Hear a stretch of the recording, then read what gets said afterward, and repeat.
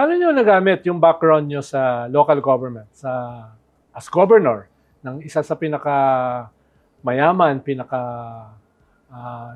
densely populated province sa buong Pilipinas? Paano nyo nagamit yan dito sa role nyo ngayon as Secretary ng DILG? No? More than anything, sa local government, lalong-lalong sa Cavite, habang kaya kang iisahan ka talaga eh. Di ba? Lahat yun eh. So, ako... Ang hirap kasi sa mga LGU, puro pasawa yan. Lahat yan. Puro mga hari yan eh. Sa kanya-kanyang lugar. Paano nyo kasi yan manage yan? The worst attribute ever na nakukuha ng elected official is that they think that they imbibe with intellectual infallibility. Na sila lang ang tama sa lahat. Di ba? So you have to catch them before that. Yung natutunan ko doon sa Cavite, iniisip pa lang nila, ginagawa mo na. Habang iisahan ka pa lang, kinokontra mo na. And that worked with me with the police, na-reform natin ng police, and na-reform natin ng na-reform na yung BFP, ang BGNP, ang local governments na ano rin natin, napapatahimik na natin.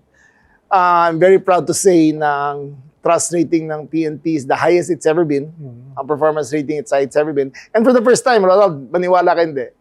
For the first time, wala sa top 10 concerns ng Pilipino ang peace and order, ang security.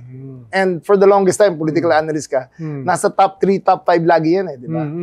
Nung nag-implementa tayo ng mga changes, nawala na siya sa top 10. People generally feel safer now. And that's one thing I'm very proud of with the PNP, na they bought into the regulations na sinabi ko. And natupad naman. Siguro yun yung isa sa contradiction dito sa usapin ng kapulisan. Dahil in one sense, may tiwala ngayon ng tao sa kapulisan. In one sense, ay bumaba ang krimen. Pero meron pa rin mga high-profile fugitives na hinihintay ng tao paano mahuli. Pero siyempre, sa ating kultura, sa ating telenovela, tinitigan nila yung mga high-profile. Ayun talaga Oo, kaya paano nyo iuuna yung contradiction na yan? Na ang sabi ng mga tao, ba't di pa nahuhuli ito? No? Si Bantag, si Atong Ang, etc. Bakit Michael Yang? No? Tapos ito ang ganda naman ng sitwasyon, halimbawa sa baba. So, paano yung ganyong klaseng contradiction? Ano yun eh, ang expectations kasi ng tao, they want that instant justice. Yun ang tinuro ng dating presidente natin eh. Diba? Na instant yan eh. Diba? Ganun din sa Cavite. Ganun. Ganun rin. Pero ang instruction ng Pangulo is go by the book. Go, follow the process. We will get them. We're almost there. We're closing in on them. Pero sana maintindihan ng mga tao na hindi ganun kadali yan. I wish I could do better. That's one of my biggest failings in life. Hindi ko pa makuha eh.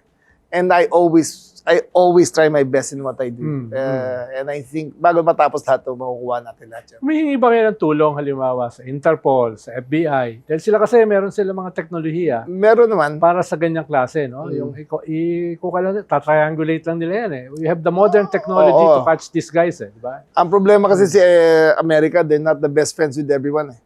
So, hindi rin sila makahingi ng... share. Hindi, not that. With us, they share. But with the other European countries, hindi sila in good relations. So, hindi sila masyadong hindi sila as effective as before. Pero, si Atong Ang is here in the Philippines. We're almost sure dito sa Philippines. Si Bantag is nearby. Malapit na rin yan. Makukuha rin namin yan. It takes patience. Kung si Bin Laden nga, 16 years bago nahanap.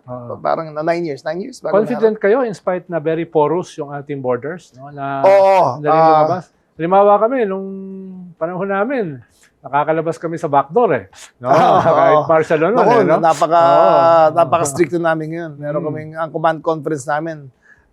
Each and every regional director. Saan ang airport sa inyo? Saan ang landing ship sa inyo? Pinapanahim ko sa kanila. Diba? Saan pwede sumakay ang yate sa inyo? Saan sumakay yun? Lahat yan, pinapamonitor talaga namin. All helicopters that are flying, all private planes that are flying, all yachts that are moving, lahat yan, minomonitor namin kung saan pupunta. Lalo na yung region 9 to 11 na yan, na mas porous.